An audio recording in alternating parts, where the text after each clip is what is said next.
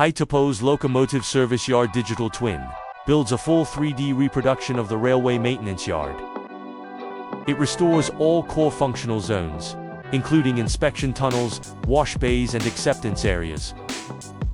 The platform counts all locomotives in real time and classifies them by maintenance, waiting, and working status.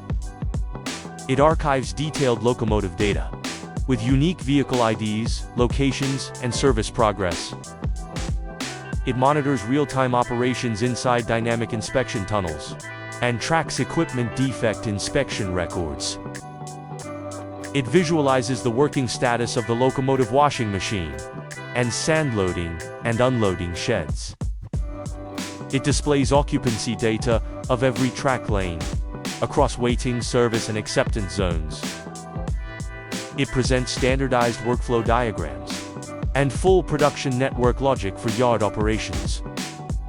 The system provides a service schedule dashboard to arrange daily locomotive maintenance tasks systematically. This railway visualization platform realizes full process yard supervision and improves the efficiency of locomotive maintenance management.